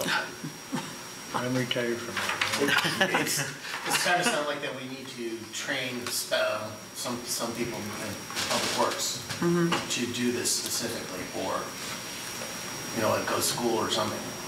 Well, first of all, we have to ask Public Works if they have the time and resources to do that. And if they don't, then it's up to the village board to make sure that we get them some resources, or we get some resource in the village to handle that. Or an outside contractor, one or the other, right? Right. I don't know if an outside contractor would be more expensive, but we just can't hire, you know, any old landscaper to come and do it. It has to be somebody who specifically has very, very, very direct and specific rain garden, Well, a native plant native plants. experience should be Yes. sufficient. It doesn't have to necessarily be rain garden. Right, So, true, native plant experience. Okay. I mean, that could fall under the master gardener umbrella, I'm not sure. I'll contact one. Contact your favorite One- master gardener, would you please? Well, actually, she mentioned that there is she's the deputy for Master Gardeners for South Cook County, and she talked about that she's done it before, and I sort of let it lay because I thought that Julie was going to be our person, and so I'll redo that again, see if she's a possibility for that. Okay. And if you can get me that other information, Carl, that would be great, and I'll reach out to Ruth's friend. And the last thing on my agenda is we need to determine a date for the Scarecrow event so that we can name it and advertise it. School's going to be starting, and I want to get the flyers out to all the schools very shortly. can't you just pick it and give us a recommendation? First Sunday before Last Sunday before Thanksgiving? First Sunday before Halloween. Yes, which would be October 28th. But as I mentioned last week, I will be out of town at a family wedding, so I can organize the whole thing, I can buy all of the supplies, I can have everything staged, I can have everybody and everything coordinated, I just won't be there that day to execute. But Jerry, you volunteered last week to help me, so I would rely on you to make sure everything is executed properly. That's fine, or we can even back it up one Sunday before that. I don't know what the board's feeling is of that. I mean, That's an excellent idea, the Sunday before that. 21st instead of the 28th? Do we need to check village calendar to make sure that there's not any other big activity going on in town that day? Yeah, check That the was Bears. just- I would say the Bears game, yeah. I think last year, the day we had it, there was a Bears game, and I don't think that had too much impact. We had a pretty nice turnout last year. I thought Jerry volunteered to set up the big screen there so we could watch. People still watch football? Is there any conflict with Bremen? Does Bremen still do anything craft fair, or they don't do anything for Halloween? No. Okay. Okay, well, let's just wait one more week, and I'll investigate other village organizations to make sure that we're not going to be in conflict with any big to-dos going on at the schools or Good thing. football teams or anything. Okay. Can And I that's ask a all I have, question? thank you. Oh, boy. Oh, boy. Do we have any updates on our superintendent position? Well, funny you should ask. The I mayor and I thought you did, were done, the mayor and I did interview an individual this afternoon who could be a very, very promising candidate. He has a lot of municipal experience. He's worked for 3 different municipalities as a building official. He has zoning experience. He has limited stormwater management experience, but is familiar with ordinances and such. He was very, very familiar with building codes, ICC requirements, ICC codes, and he does have management experience. We were told that there was one more individual who was going to be applying, so we were going to give it a couple days to see if that application comes through. So. He interviewed very, very well. Yes, he did. And so we'll have more of an update for you next week. But yes, we did have an interview today that was very excellent. Thank you. Trustee Kilby. Okay. In the packet, there's, I think the board wanted a explanation of the water bill charges that would be given to the residents as a starter to try to explain what the charges are on the bill, and also provide some opportunity for a workshop or seminar so that they could come and ask questions, and maybe also we could go forward and promote some water-saving methods and equipment that they could buy that would save on their water bill. So I wrote up a blurb that is okay, I guess, and I'm looking for comments, criticism, suggestions on this so that we can revise it to make it maybe more accurate, more useful to the residents, whatever you feel.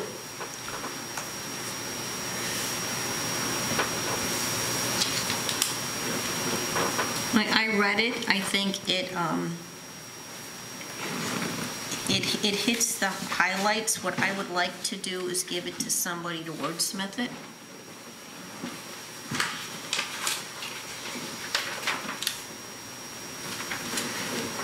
Okay. Okay, any, no other comment? Maybe include paying online versus paying paper-wise, because I don't think that's addressed in there. I think that's, Trustee Comittee, did I hit the last paragraph? Did I hit what you do as far as paying the bill monthly? Is that what you do? I pay it monthly. Yeah, but is that how you figure, just divide the bill in three? I divided it by 3 and I added like $5 or $10 to the amount, just in case there was a hiccup with, extra usage. Okay. the other thing, Don, probably put in there that you can set it up for automatic pay. Yes, That's how I okay. have mine set up. Okay. And I never have to worry about it. Right, mine is automatic. I Never have to mine worry set about up. it. What's the name of the company we use again online? PSI? PSN. PSI? PSN? PSN? Maybe it is. include yeah. your phone number, because if you do have questions about paying it online versus paper, you don't get the information from the village, they're just going to tell you to call PSI. Right. So maybe you PSN can, or whatever. Yeah. PSN. I still opt to get a paper bill, so I set up an automatic payment on a monthly basis. Comes out like on the 15th of the month out of my checking account, and I do that monthly, but I still get my quarterly paper bill. Right, that's a good point, because a lot of people want their paper bill, but they want the convenience of paying online Right. at the same time. People think that if they pay it online, That they it's can't going get to the have to paper be bill. paperless. Now, do we have the option of getting an online bill? Yes. I don't Oh, get a yeah. paper bill. Okay, Yeah. so when you get your online bill, you know how in the paper bills, we put those little notes at the top? There was room for notes at the top about different things? They're on there too. That's on there too? Okay. I still like to get that piece of You paper. can get one or the other of both. Okay.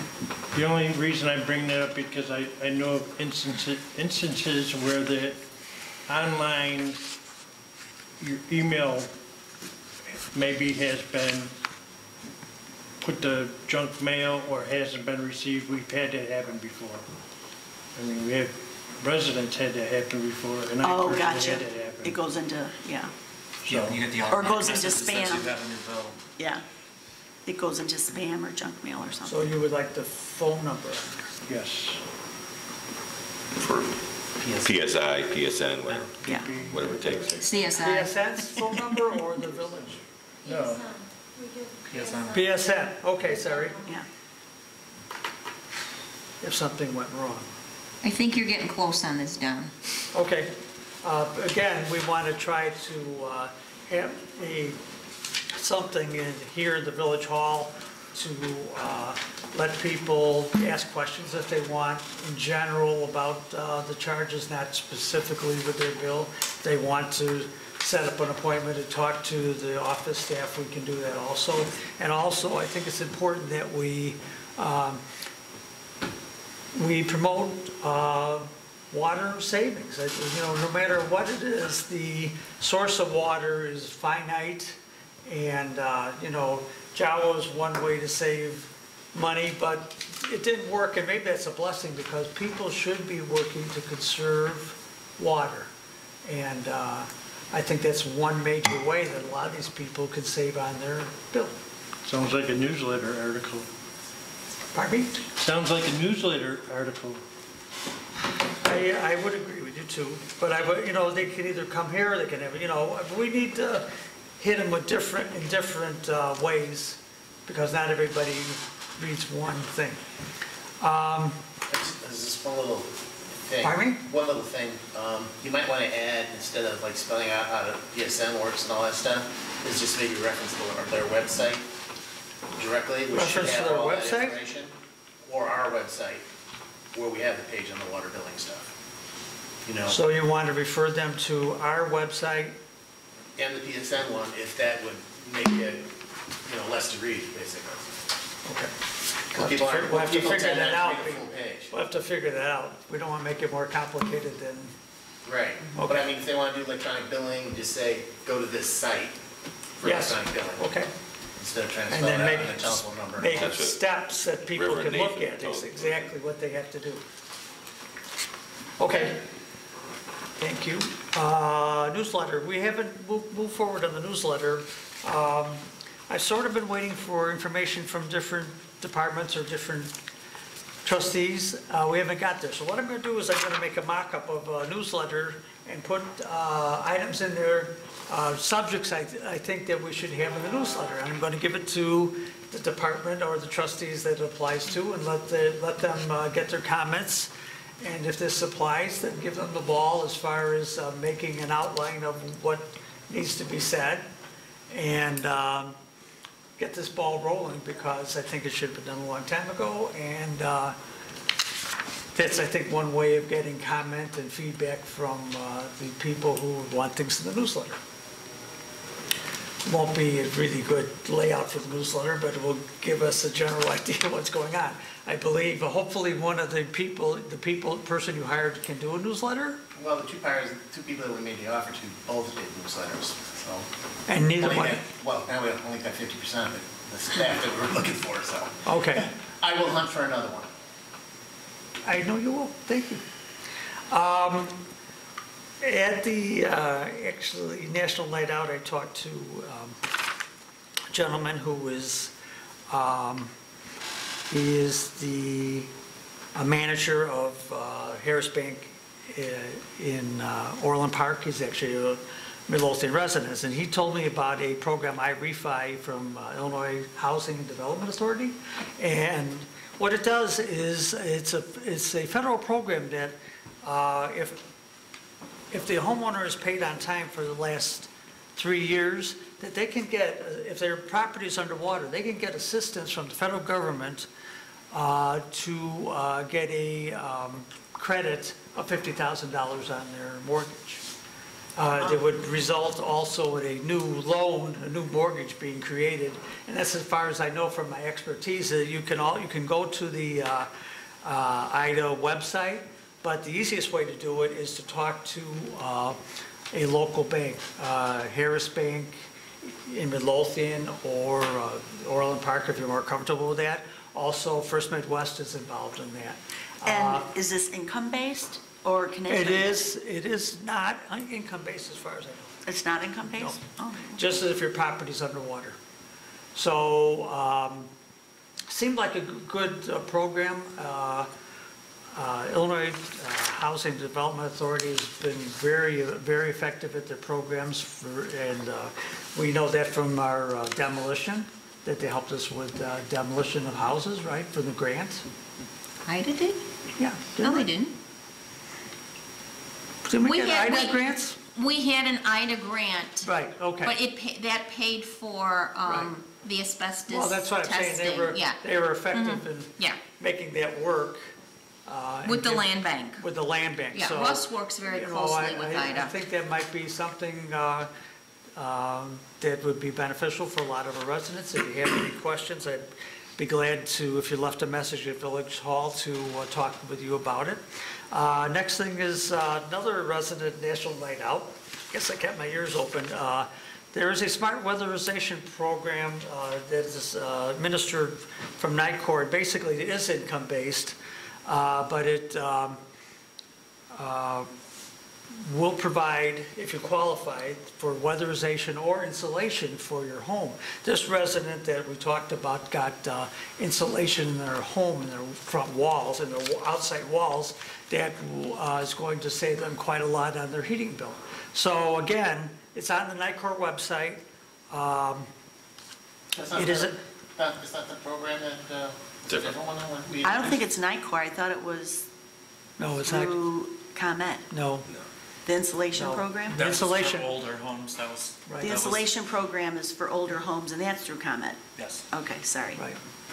So Wrong we one. can do both, but the bottom line is this program, the resident was very happy with the results of it. It didn't have any out-of-pocket cost. And again, I think for a lot of seniors, I think this would be very, very beneficial. Again, if you have any questions about it, glad to talk with anybody for whatever I know. Do they have any information we can just share on our Facebook pages and our website? Well, I thought you Or- said, did I misunderstand you that we didn't have a lot of room on our website? We share links. We can just put a link Okay, up all there. right, so we can do that too. And I'll be glad to get the links. Plenty of room on Facebook, but website is Well, people don't, limited. yeah, people don't, I'm talking about people who may not have access to Facebook. Again, could be a newsletter article. Thank you very much, Trustee Gillis. But again, multiple media outlets, I think, is a good way of notifying people. We could put the link on our website, though, too. Is that right? Yes. Okay, temporary speed bumps. I know we discussed that last time. Just from my experience with what we did in Linder, we put speed bumps in. Based on a couple residents saying that we had speeding problems and that we needed to do that. Subsequently, we found out that there was quite a few residents on Linder who did not necessarily agree with that assessment. And after we put the speed bumps in, they came to the safety committee and told us and asked us what did we do, because we didn't ask all the residents on the street if they were okay with putting speed bumps in there. Now, I understand these are temporary speed bumps, I don't know for how long, but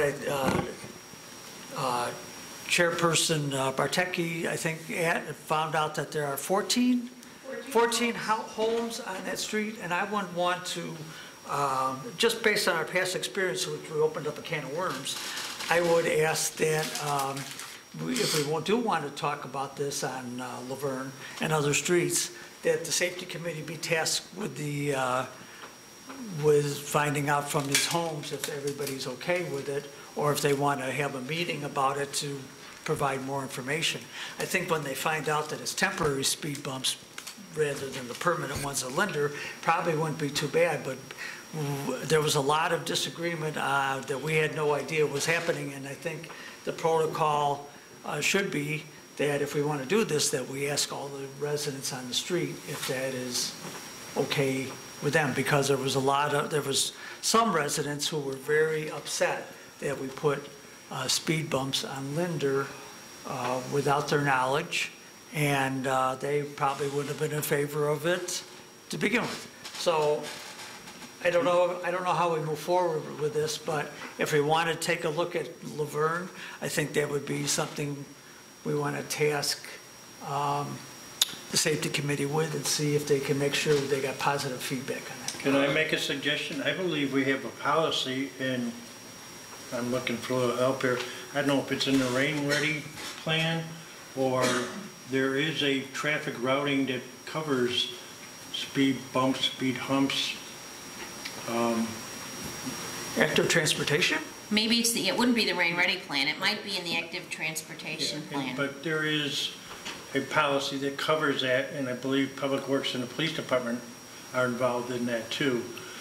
So, Well, let's take, if you don't mind, could we refer that to the safety committee, and they could also look up those policies and make sure, and with the feedback I didn't mean of Rain Ready, I did mean that. police, that would be the main one, Just to make it valid that would point. be involved in that, and make sure that everybody's on the same page before we open up another can of worms. 2 residents from Laverne approached me at the golf outing on Monday and said they're absolutely opposed to the speed bumps.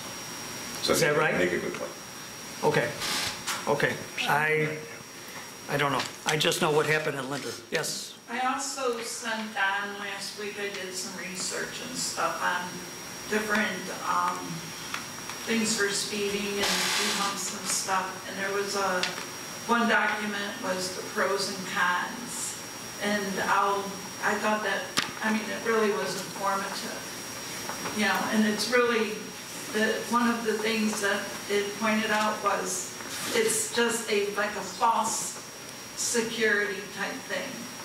You know, that they really don't work. I slow down.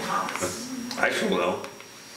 I slow down. Hopefully falls off, you slow Yeah, down. you slow down, but in between them, you push, you know, and then you're like, oh, another one, I gotta slow down. Right. It was, I'll forward you They should the, look into it more. I mean, So let's- Some has to be done because Let's get a recommendation, let's get the safety committee involved in this, let's get a recommendation that the board can look at as soon as possible, actually.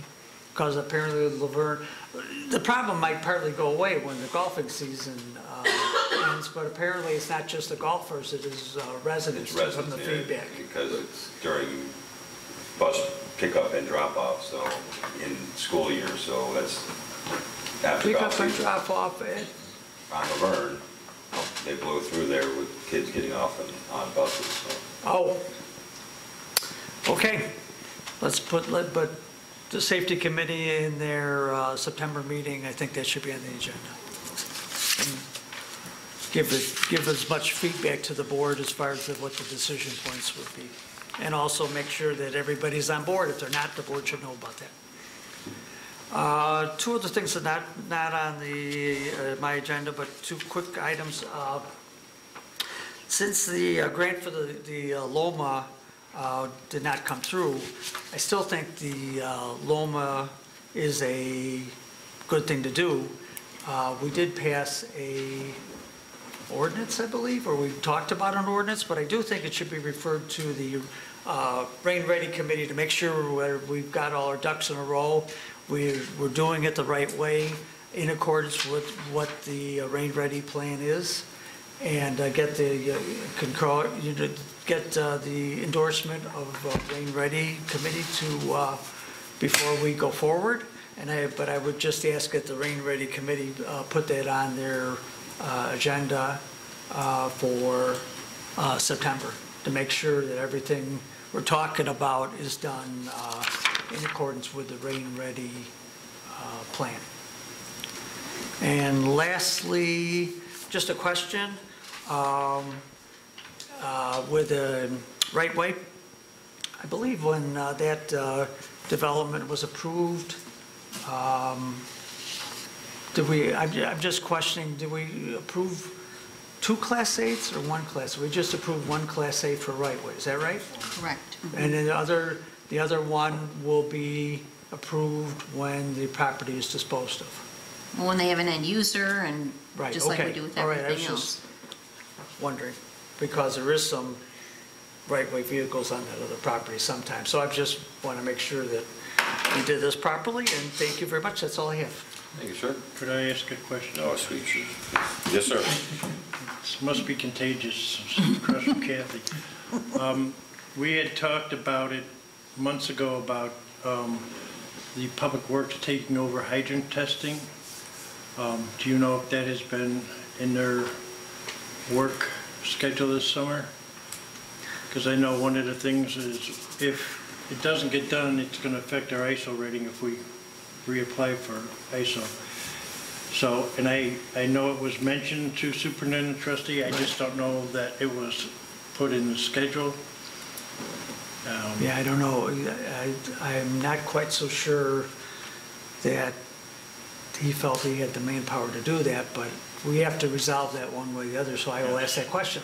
Because the other issue I would like to see addressed, and I know it hasn't been done for years, but our surrounding neighbors have continued to do this, is hydrant painting also. And I know that we may be shifted, but I don't know if their contract allows, and I know that we talked about this before, but maybe even hiring, it may be too late to hire students, but maybe individuals on a temporary basis to do it, because, you know, if we're talking about keeping Midlothian beautiful, I think that's one of the things we should address, because they look terrible. And they should be painted something other than red. No. Artwork. Well, as long as I get the caps right, because that's an indication of the main size, so. Okay, I'll ask that question. Okay, thank you. Any other questions, Trustee Gillis? No, sure. Are you done? Trustee Kelly? That was it? I'm done, I'm sorry. Trustee Crowley couldn't make it tonight. Hopefully she's enjoying her time off. Attorney Valdez. I have nothing for the city. Under my business, next month, I had it right here. Next month, September 17th to the 23rd is Constitution Week. And there is a proclamation here that I will be asking Clerk Hoskell to read next week at our board meeting to officially make September 17th to the 23rd Constitution Week here in the village of Midlothian. Attorney Valdez sent everyone the ordinance that would allow the sale of village property using the bid process. I will be asking for approval of that ordinance next week. I'm going to also speak with Mr. Abel to see if he's even willing to make a bid, but I don't see why he wouldn't. Would we have to, do we have to advertise it then? Once we pass the ordinance, Attorney Valdez also put in the email the directions of how we would have to make that work. By virtue of the ordinance, the proposal to sell shall be published once each week for 3 successive weeks in a daily or weekly paper published in the city or village. If there is none, then, did you guys get all this? Yeah. Oh. Do you want me to keep reading because you like to hear my voice, or? No, I'm good. The first publication shall not be less than 30 days before the date provided in the notice for the opening of the bids for the real estate. The notice shall contain an accurate description, not a rough guess, of the property, state the purpose for which it is used, and at what meeting the bids will be considered open, and shall advertise for the bids thereafter. So it's all here in the process. The clerk's office will, I guess, make all that happen.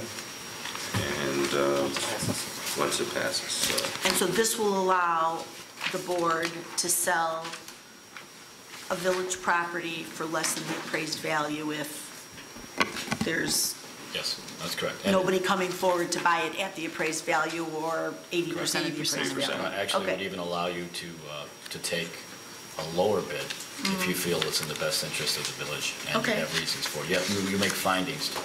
And I would also emphasize that the first step is the board authorizing the clerk to provide notice of the bids. And then, once the bids come in, there would need to be another ordinance approving the bid. After the Correct. publications, right, that's how I read the. Can I just make a comment? When we're advertising, we typically would use the messenger, correct? Yes. Because I saw a bill in here again, and it wasn't from the clerk's office where we used the Chicago Tribune. Our notices we're putting in the messenger. And I'm not sure why we're using the Tribune when we should use the local paper, but that's, no, I said it didn't come from the clerk's office. Not for me. I don't think. So I like that on the agenda for approving it. And then good news, based on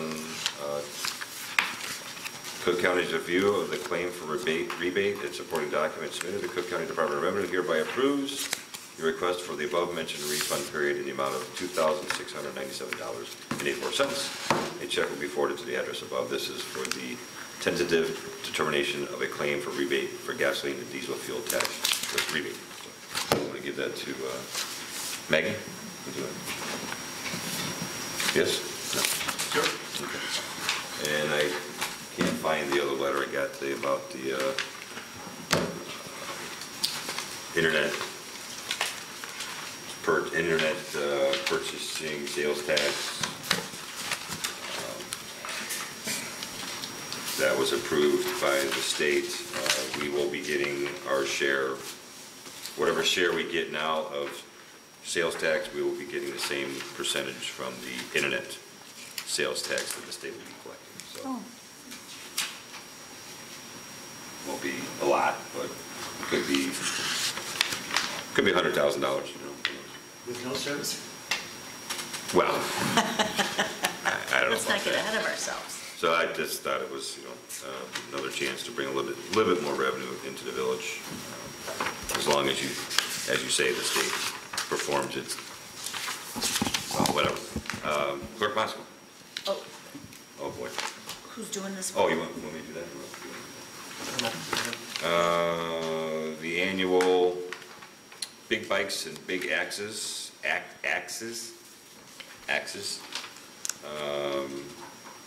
benefit for Park Lawn at Cheers is September 8th. And they were asking that, once again, that part of Kilpatrick be blocked off from 147th to the 145th Street. 145th? Sorry, 146th. So the stop sign just to the north of the rear of their property. Yes. They've done this a couple years ago now, I think. So you wouldn't have a problem with this? We do it every year, correct? Yeah, we just need to make sure that there's room for fire trucks and emergency vehicles to get through. And Wasn't there an issue with the turning or something? traffic control, we did something last year. They provided their own. Parking direction or something? Yeah, it's in the direction. Yeah, right. Right. Maria, can you see if you can find the letter we sent last year? Which year? Might have been to Sullivan Yeah. last year. Cheers or Sullivan's. But Yeah, I remember last year we approved it, and as I recall, I don't think that there were any issues on the day of the event. no, but there was issues the year before. Previous years, there were issues with Somebody running out in the middle of the street trying to direct traffic with no vest on. vest or training. Right, so I think last year we did ask them to make a Remember? few Lieutenant? changes. Do you remember? I think it was that way. They had their own staff that were doing that. I think the only real question about that fund or that whole event was about the open alcohol issue. If there was a special permit required for them to have alcohol. Out on the street. I'm sorry. Do you guys recall something about that? I thought it was something that was discussed last year. It was something that was kind of missed. That they were, and then there was also the thing, if they have open alcohol, where's your security? There was another thing like that. You mean open alcohol outside of Outside of Cheers? yeah. Like in the parking lot or? It was on the street, if I'm Yeah, it was on the street. Yeah, that I would think be, that might have been overlooked perhaps, and I think that was something you might want to consider, yeah, that's a good point. asking the question. There should always be a permit for alcohol on city property. Yeah, who's going to Always. ensure the use of that? Because they had a stage set up right on. It was literally right in the corner. Yeah. Correct. All right. September 8th. So we got time to nail some of this stuff down before we let them know. So you'll try to find that letter and then. Thank you. Good points. So do we have to vote on this today or next week? We don't have to We got vote? time. Okay. So we're not approving? I'd rather make sure we have all of our Ts crossed. Clerk Moscow? Yes, I have a few items. First item I had on the agenda is the 2018 Municipal Clerks Institute. It's that time of year again, and we would like to send Deputy Clerk Kalaki to the conference to continue her certification process. It's from October 14th through the 19th, and presuming she decides to attend the Sunday session again, the registration fees are $610, and don't have a complete estimate of everything, but I think it looks like there's a group rate again at the hotel where the conference is held for $107 a night, so I think conference and lodging, which does not include any mileage or meals, looks like it would be roughly $1,145.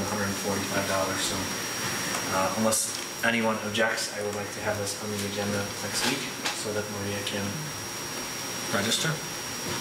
And she tells me that she will be a fully certified Municipal clerk. MC, After this year. MC what? CMC. Sounds like a Mickey Mouse. Excellent. You covered the chairs issue. The board should have the minutes for these July 11th and July 18th meetings this week and the next few days. We would also like to have those on the agenda next week for approval. If you were here early, you might have heard me discussing this with the attorney, but we have brought to my attention, we had a resident who went a little rogue and planted some trees on a parkway without a permit or without permission from Public Works. And Superintendent Sperry was out there today to confirm that those were indeed there and somewhere they shouldn't be, and they are also the non-approved, or they're not on our approved list of trees to be in a village parkway. So I would like the village attorney to send a letter to the homeowner informing them, and I did find, thank you Trustee Kreis for reminding me about the ordinance, but I did find the big section we have on trees and shrubs, so I'll get that information to the attorney. But I guess we should give that individual a certain amount of time, probably not too much time to remove them. I don't know what the board feels is acceptable. Are they huge trees or are they little They're shrubs? about 3.5 feet tall, maybe. Okay, so they're small enough that they can be relocated somewhere I think else? so. Like on his own property, maybe. How many trees did this resident plant? 3? That's a lot for one parkway. What kind of, are they big, are they gonna They're go like into the giant trees? scrubby maple trees, some type of maple tree. Did you In say our- scrubby? That was the term I used. Scrubby Joe maple. might have used that as well. Our ordinance specifically states the kind of trees that, 2/3 of our village is maple trees. yeah, but that's why we put a lot of work into this ordinance to make sure that that we weren't going to have trees on parkways that, so we didn't end up with like emerald ash borer And and it's those relatively new, issues. that was July of 2015. I knew it wasn't too We passed far, that, so- too long ago that we did that. So I think we can give them a few days or a week or something to move them, and I'm sure the attorney will craft a nice letter informing them what will happen if they don't move them. Some of you may recall, I believe it was the week of Fiesta, maybe the Friday in mid-July,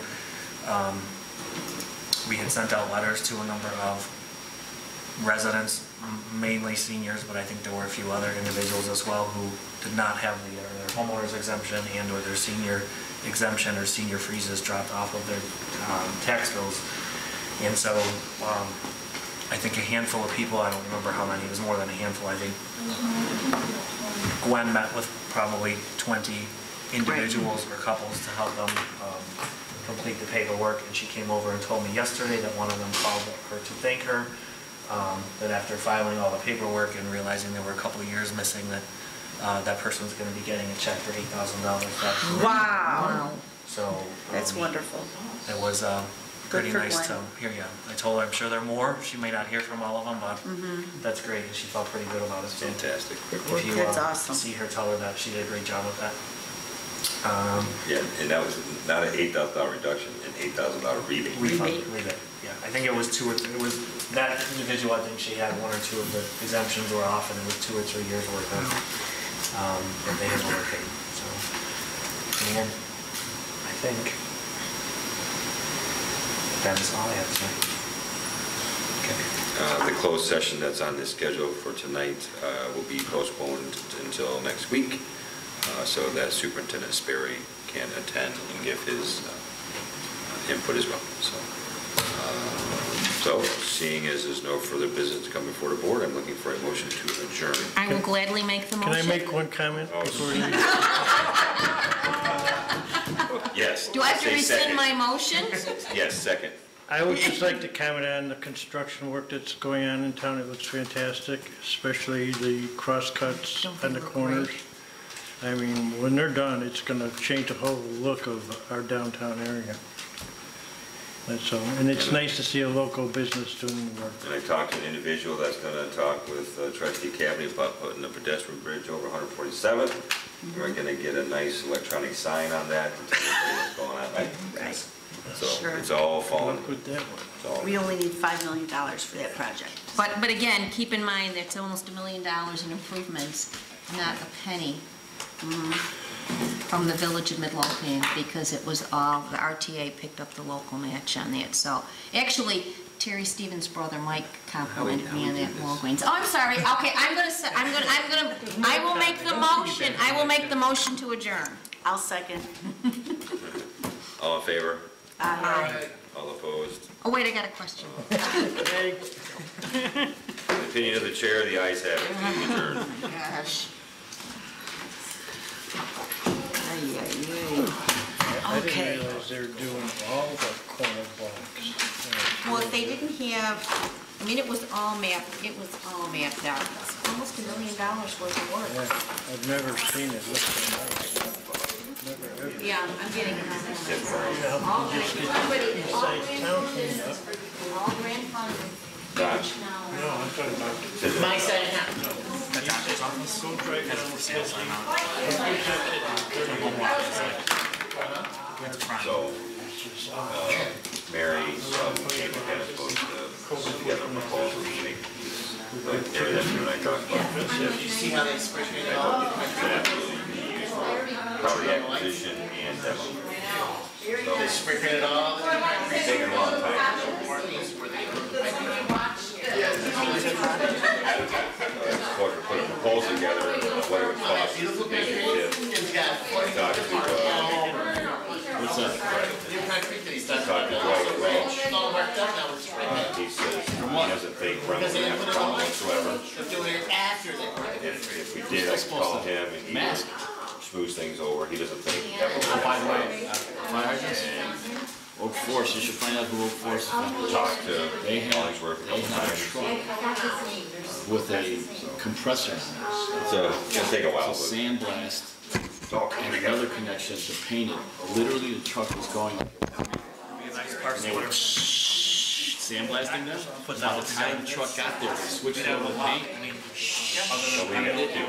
And they went, they did the whole city in like 3 days. With brand new paint.